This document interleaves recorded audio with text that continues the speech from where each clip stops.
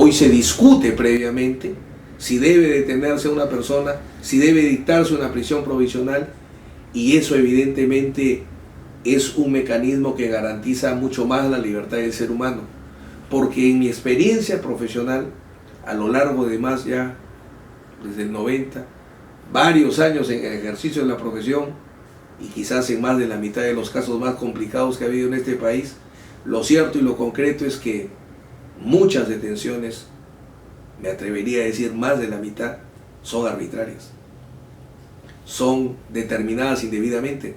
Recuerdo que cuando entró en vigencia recién el 135, dentro de los pocos artículos del Código Procesal Penal del 91, mi primera lucha era que los jueces consideraban que los 3 requisitos no tenían que concurrir, que bastaba cualquiera de los 3.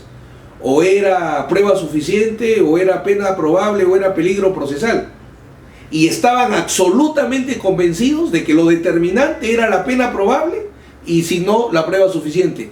Y nadie le daba importancia al peligro procesal, siendo, como dije al inicio, la única justificación constitucional para poderle privar de la libertad a una persona bajo en un proceso penal donde gobierna la presunción de inocencia. Entonces, hubo mucho que trabajar, mucho que trabajar. Se ha avanzado, por cierto, pero en el país todavía el respeto por la libertad es una tarea pendiente, es una tarea totalmente pendiente, que la vemos, por ejemplo, con los procesados detenidos y su tratamiento carcelario. O sea, si nosotros hacemos una evaluación, si el sistema, lo que me pregunté hasta el inicio, el sistema procesal penal garantiza la libertad del ser humano, no es regla, no es regla. Todavía hay que luchar, es una tarea pendiente. Muchísimas gracias, doctor. Hoy vamos a hablar también de una ley bastante discutida que ha sido publicada el 11 de junio del presente mes. Me refiero a la ley 29.703, ley que modifica el Código Penal respecto de los delitos contra la administración pública. Y muchos de sus artículos han sido modificados y, por cierto, han provocado más de una crítica, y en particular el delito de colusión ilegal, pues el delito eminentemente ahora es de resultado y que para su consumación se tiene que defraudar patrimonialmente al Estado.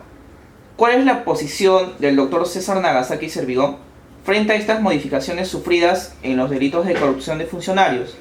Pienso que se ha satanizado la ley y que una vez más la justicia mediática y los grupos de presión pretenden ser las fuentes que determinen qué es derecho y cómo se debe aplicar.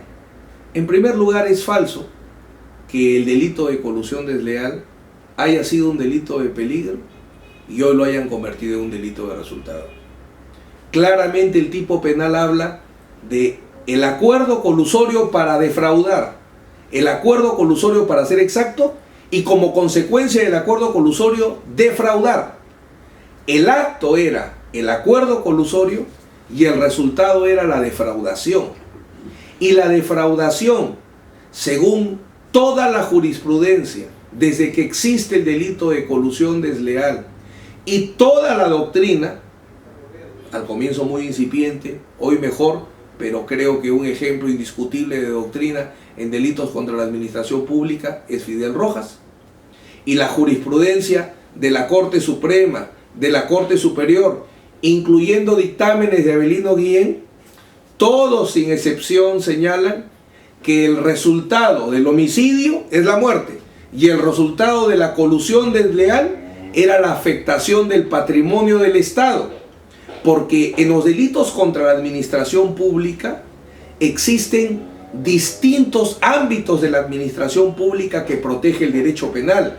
Por ejemplo, el ámbito de las contrataciones, el ámbito del patrimonio del Estado, y en el caso de la colusión desleal era mixta. Ese tipo penal se ha hecho para proteger dos ámbitos de la administración pública: el patrimonial, porque se tiene que afectar el patrimonio del Estado, y el contractual, para asegurar una correcta selección en los proveedores de bienes y servicios a través de los procedimientos de contratación del Estado. Pero siempre fue un delito de resultado, hasta que en una oportunidad César San Martín, en una sentencia, él plantea la discusión si defraudación debería entenderse, como siempre se había hecho, como un delito de resultado, no se atrevió a decir un delito de peligro y acuñó el concepto daño potencial. O sea, no solo daño efectivo, sino daño potencial. A mí me tocó discutir por qué mi buen amigo Manolo Abanto se equivocaba cuando él planteaba que la colusión desleal debía ser un delito de peligro, porque él comentaba el tipo penal del Código Penal español, y en el Código Penal español dice acuerdo colusorio para defraudar, para, y el para significa elemento subjetivo del tipo, el para significa finalidad.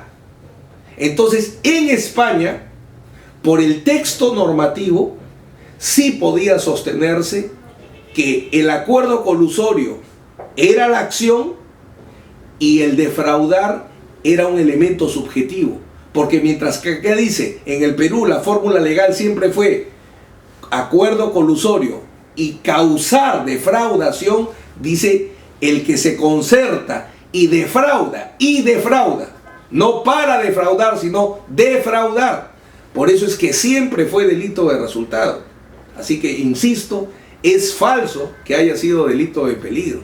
Y así lo marca la jurisprudencia mayoritaria, salvo las reflexiones que generó válidamente César San Martín, donde no hablaba, insisto, creo que es el caso del general Saucedo, donde no hablaba de delito de peligro, sino sacaron un concepto que se lo habrán inventado, no sé si existirá en economía, de daño real, daño potencial, creo que peligro concreto, peligro abstracto, por ahí hicieron un menjunje y lo sacaron, pero no se atrevieron a sostener que era delito de peligro, razón por la cual en el proyecto de ley que envía el Poder Judicial propone que se convierta en un delito de peligro y el Congreso no lo acepta.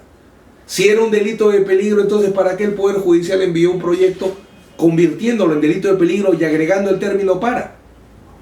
Vean el proyecto del Poder Judicial y ahí van a entender que el proyecto del Poder Judicial tenía por finalidad convertir el delito de colusión desleal de un delito de daño en un delito de peligro.